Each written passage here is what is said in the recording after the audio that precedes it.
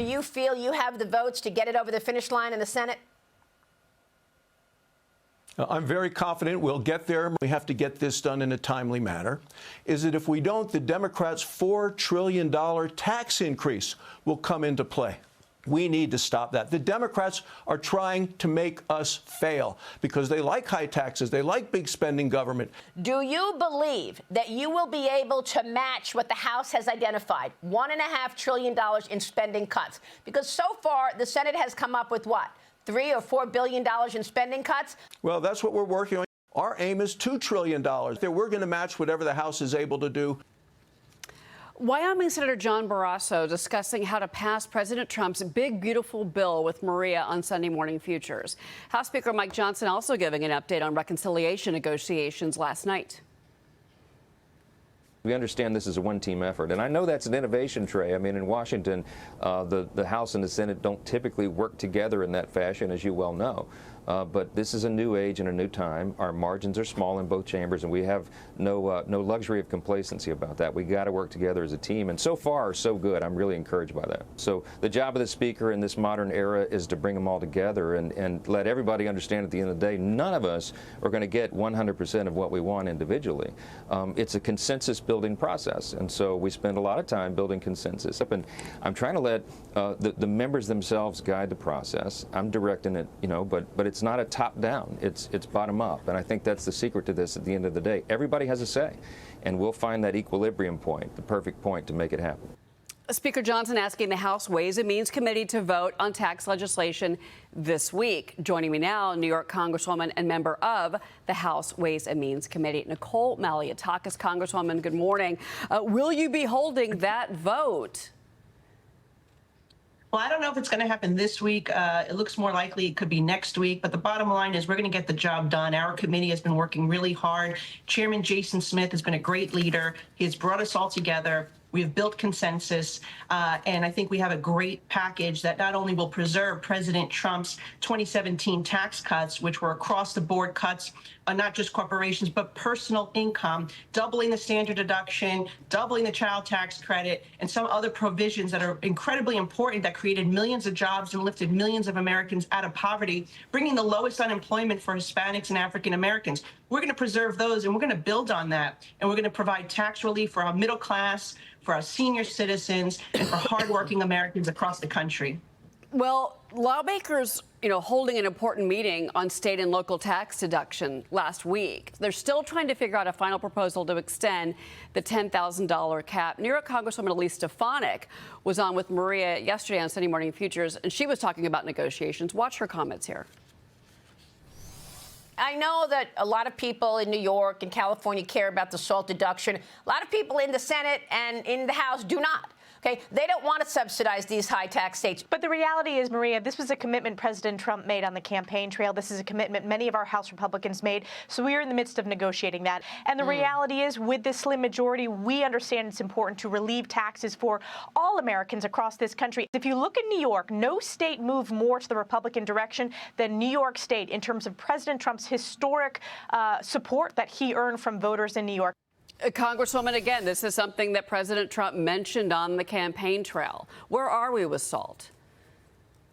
Yeah, the state and local tax deduction, SALT, is incredibly important to states like ours. Yes, it's because our mayors and our governors, these Democrats, are crushing homeowners. They're crushing taxpayers in our state. But the bottom line is we have to fight on the federal level to try to provide that type of relief. We want to provide relief. That's what President Trump is about. He lowered personal income taxes across the board for families. Governor Kathy Hochul can do the same. They refuse to, but we're going to work on the federal level to provide tax relief for Americans, middle-class Americans who are struggling right now, particularly those in New York, because of high taxes. And as the only SALT member, caucus member in the Ways and Means Committee, I've been fighting each and every day for that type of relief. And I think we're going to get there. We're going to get a number that does help the middle class and provides the relief that they need so they can stay in their homes. They can continue to thrive in communities like mine. What is that number? But Congressman, what is that number? Is it 20,000? I've heard 30,000 on maybe married couples, or 20,000 on single filers. I mean, where are we with that right now?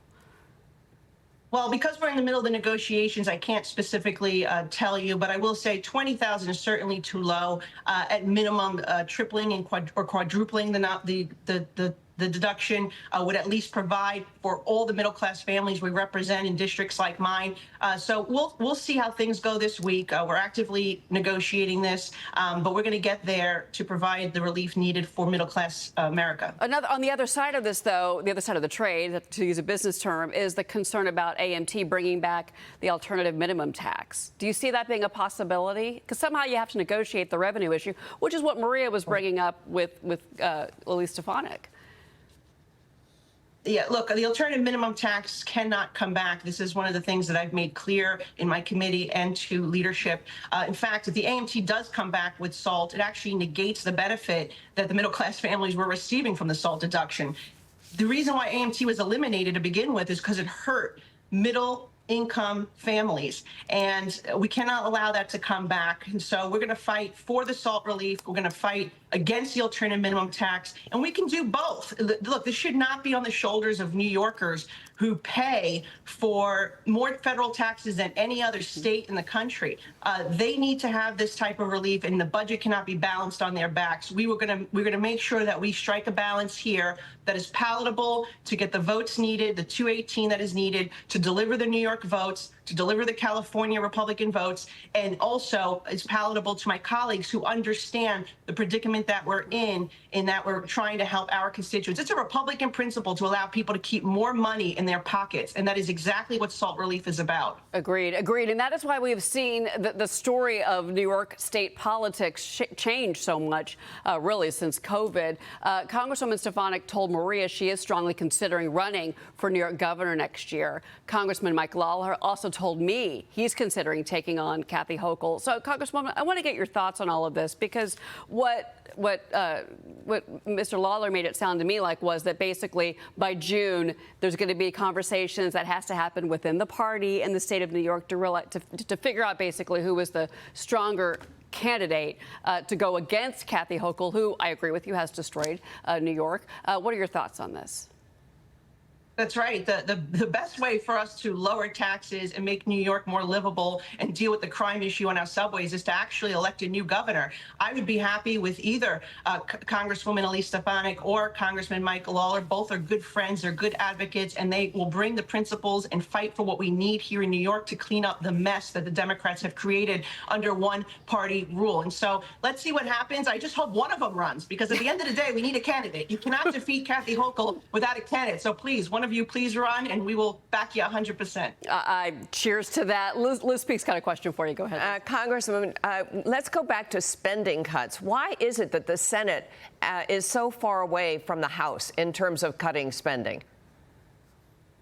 I think that the House has just been working on this exercise for much longer. We have put in months and months of work to identify different areas when we can find savings. There is roughly $50 billion a year in Medicaid fraud alone and abuse. I mean, if you look at the system, it is riddled. Do a Google search and see Medicaid fraud and the number of arrests that have taken place, not just across the country, but particularly here in New York State. Our own governor has said it is riddled with abuse. And so we can address this issue without cutting benefits. I think the other thing is that the House leads here when it comes to issues of the purse.